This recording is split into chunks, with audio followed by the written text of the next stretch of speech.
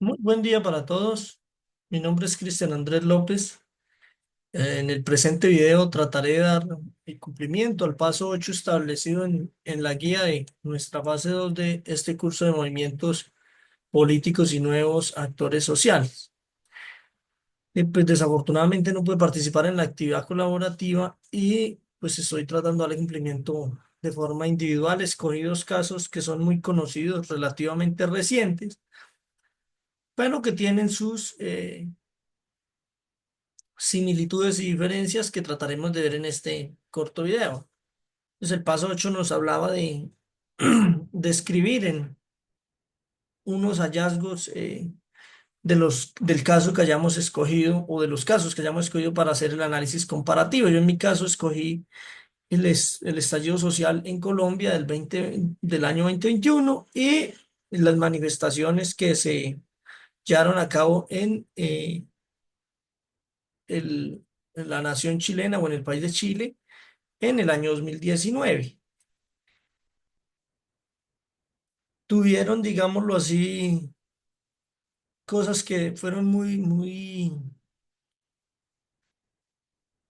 similares, por así decirlo. Arrancaron unas similitudes muy básicas, ambas por incremento en Colombia en impuestos, allá en el incremento en unos pasajes. Entonces, digamos que la población, especialmente las juventudes, lo percibieron, o lo percibieron no, vieron que se acrecentaba la desigualdad social. ¿Sí? Los actores políticos más experimentados lo llaman neoliberalismo, desigualdad social, inequidad. Bueno, hay una multiplicidad de factores que están utilizando digámoslo así, los políticos o politiqueros más antiguos para utilizar las masas en ambos extremos digamos, del canal o del camino político. En nuestro caso, pues hay un contexto común que podemos describir que en Chile y en Colombia eh, las clases menos favorecidas, pues, a medida que la tecnología, digámoslo así, les ha o nos ha ido permitiendo acceder a información, a capacitación, pues hemos ido haciendo un criterio más propio, por así decirlo. Se habla de una concentración de riqueza en unas, digámoslo así, en unas élites dominantes y en una desigualdad o en una barbarie laboral, por así decir. eh, Han llevado a que al menor, como se dijera en ese caso, al menor indicio de ejecución o de aumento de represión por parte del Estado, pues las comunidades, las masas que se consideran o que nos consideramos excluidos, agobiados o maltratados, pues estamos saliendo a protestar. Hablamos de que el qué fue lo que inició la chispa. En Chile, el aumento de un pasaje del metro que principalmente afectaba a la clase estudiantil. De acuerdo a lo que logré investigar, pues es como la clase que está entre el bachillerato y la universidad, básicamente eran los principales afectados. Y en Colombia, una reforma tributaria que no era muy entendible por el contexto que estábamos viviendo de una pandemia. eh, Eso llevó a que se desatara una insatisfacción generalizada en las dos poblaciones, tanto la chilena como la colombiana. Porque si bien es cierto, en Colombia las manifestaciones las hacían algunos grupos de sindicatos de personas relacionadas con el área académica, eh, también es conocido que no hubo un rechazo de de otros grupos poblacionales en contra de eso, lo que permitió que que estas manifestaciones aumentaran significativamente. ¿Qué tuvieron de común y digámoslo así, de diverso? El liderazgo descentralizado y diversificado. En ambos casos, En Chile y en Colombia se presentó que las manifestaciones fueron tan espontáneas que no se lograba identificar un líder o un liderazgo. En Colombia hubo sindicatos, en Chile hubo sindicatos, movimiento estudiantil, en Chile hubo movimiento estudiantil, en Chile hubo, digamos así, atisbos de movimiento indígena, no tan fuertes como en Colombia. En Colombia la minga indígena tuvo una participación significativa. Los movimientos feministas en ambos países estuvieron activos y digamos que esa neutralidad o el poco rechazo de otros grupos de la población civil hicieron que el poder fuera demasiado amplio para que el Estado, especialmente el Poder Ejecutivo del Estado, pudiera reaccionar. Digamos que fue eso. En Colombia se armó un comité de paro, se organizó que eh, analistas políticos de diversas corrientes lo analizan como un oportunismo de la necesidad. Otros consideran que los verdaderos líderes eran los integrantes del comité del paro, que tenían, digámoslo así, otros caciques políticos que fomentaban eso. Pues eso es discutible, pero lo que sí se logra evidenciar es que en ambos países surgieron múltiples liderazgos regionales, locales y nacionales, producto de estas manifestaciones. Una herramienta importantísima que se vio en ambas eh, naciones fueron las redes sociales.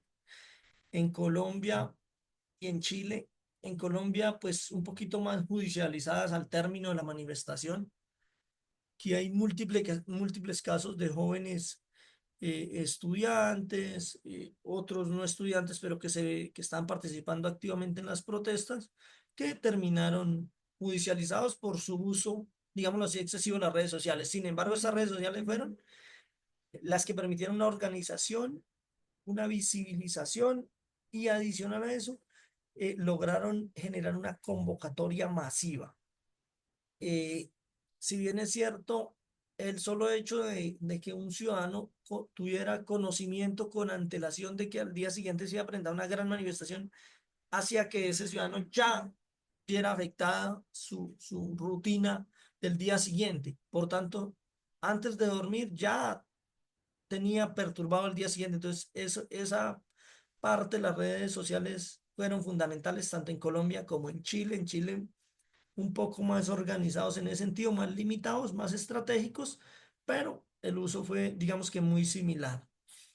Las redes sociales lograron sacar del juego, por así decirlo, el juego político, el juego social, a los medios de comunicación tradicionales y digamos que estos medios están un poco más o muy sometidos al control de, primera medida, las élites contra las que estas manifestaciones principalmente estaban marchando.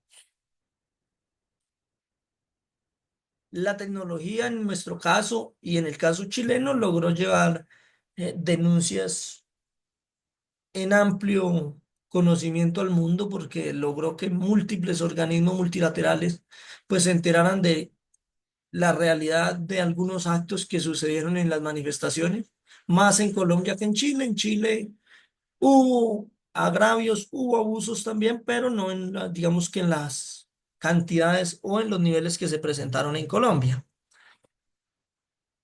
Y la parte lamentable de esta situación es la respuesta de los estados a la represiva. En Colombia, para ese tiempo, el señor presidente Piñera utilizó de manera arbitraria y abusiva el cuerpo de carabineros. La violencia, pues, lógicamente, si bien es cierto, inicialmente genera miedo, genera terror, pues a medida que la violencia estatal no logra someter, digámoslo así, a quien protesta, pues este se envalentona y también ataca con un poco más de violencia. Situación que en Colombia también se vio. Aquí en Colombia, pues hay múltiples denuncias, asesinatos, abusos, desapariciones, torturas psicológicas, físicas, y hay homicidios o muertes en estos desarrollos de estas manifestaciones que eh, hicieron icónicos cada día de las manifestaciones o cada cada evento, cada acto. Adicional a eso se sembró un manto de duda sobre la, digámoslo así, la legitimidad de las instituciones, especialmente la Policía Nacional, que era la que estaba teniendo más directamente el control de estas manifestaciones.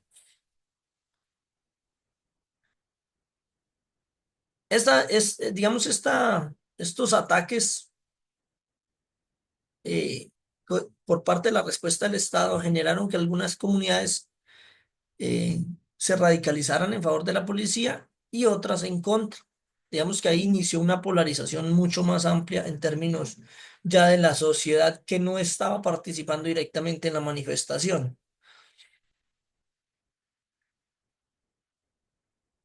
La educación, el cambio de los modelos políticos y la implementación de acuerdos que siempre han estado sobre la mesa, digamos que eran las demandas principales de los manifestantes, de los marchantes, o de quienes exigían cambio. En Colombia, la reforma agraria, la implementación de los acuerdos, mejoras en los servicios públicos, que la salud, que la educación, eh, digamos, han sido factores que han profundizado las diferencias entre los movimientos académicos, estudiantiles, sindicales, durante los últimos 60 70 años y eso nos lleva hoy en el ciclo que estamos repitiendo básicamente.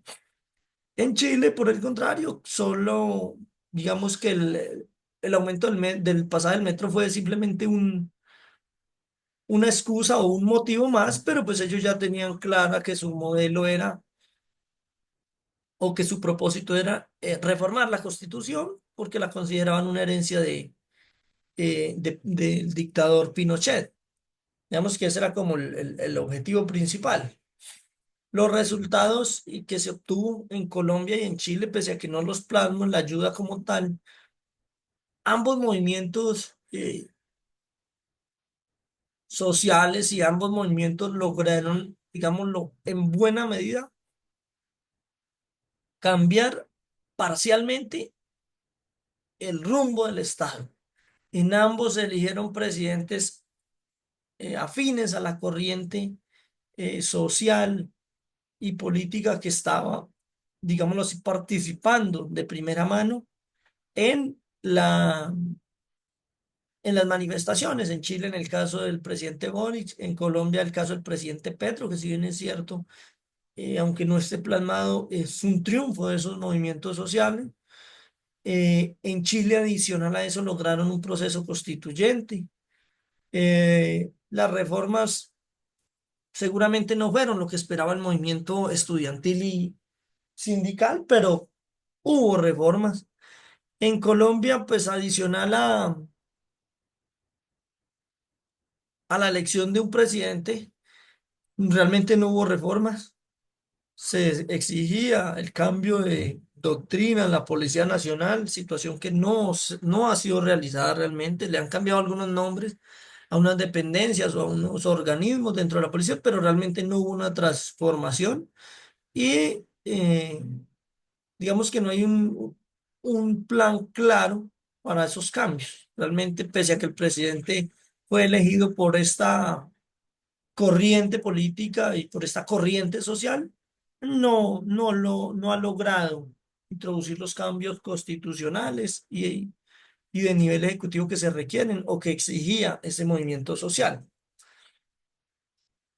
Nos quedan unos aprendizajes, unas conclusiones, unas reflexiones, como lo querramos llamar, eh, pero lo que debemos afrontar como ciudadanos y como formados en esta academia es que la desigualdad social, la desigualdad económica que vivimos en Latinoamérica, sumado, esto sumado a a la manera arbitraria como el Estado trata de reprimir, lo único que nos lleva es a más violencia, a ciclos de violencia continuados, porque el policía, el soldado, el carabinero, eh, el defensor de derechos humanos que está en las manifestaciones tratando de evitar que unos agredan a los otros, eh, pues en últimas termina siendo parte de la misma población afectada, bien sea o por los impuestos o por la subida de pasajes o por las agresiones físicas, psicológicas que pueda realizar el Estado en contra de quienes se manifiestan,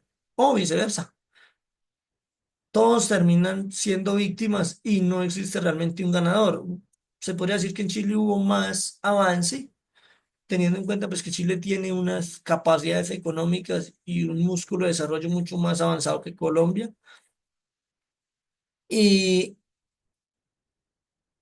la transformación social requiere más, digamos que solo movimientos sociales, académicos, estudiantiles, obreros. Eh,